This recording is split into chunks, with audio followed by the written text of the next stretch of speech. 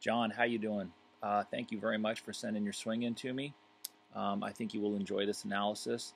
You know, in your form there, you said that you were struggling with hooking the ball, kind of hitting this smother hook with your driver.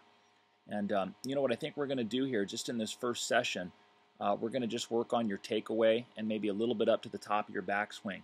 You went ahead and signed up for 3 lessons with me, so we're just going to take it kind of one piece at a time here. And hopefully by the end of it, you'll see some good results. You'll see some more consistent shots and more balls in the fairway. So I've got you with Alvaro Quiros, one of the longest hitters in golf today, but not just a long hitter, but he's got a great golf swing.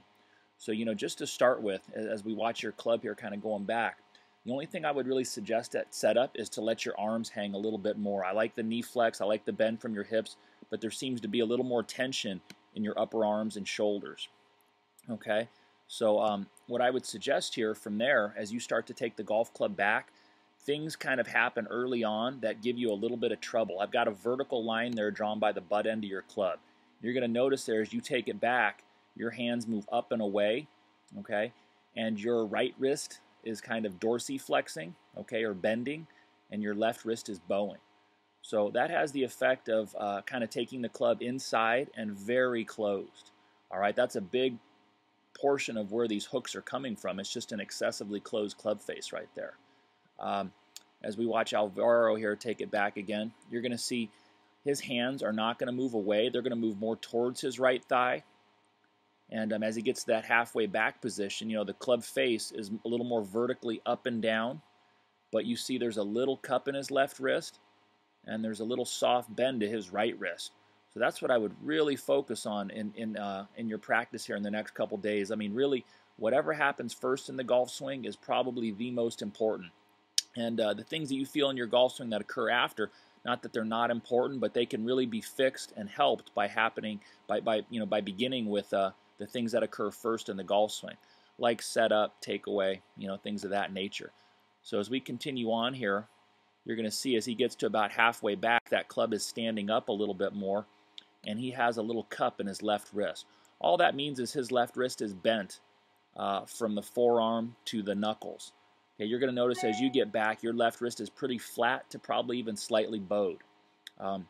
That's why you get the shaft at a flatter angle, and then you can see the face kind of pointing to the sky there.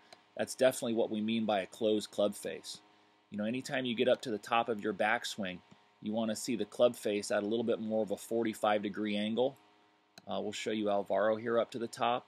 You're going to notice his club face is kind of like we're talking about. It's a little bit more of a 45-degree angle, not quite so much up and down, straight up and down.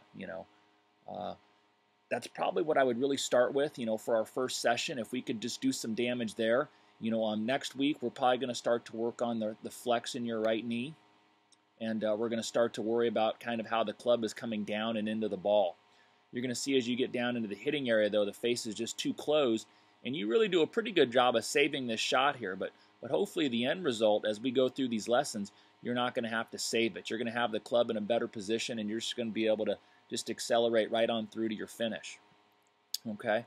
But like we said, if you could, just to recap here, if we could kind of work on a little bit more arm hang at address, just kind of let the air out of your shoulders and let your arms drop. I like to call them gorilla arms. Really work on this first move as you're taking that golf club back.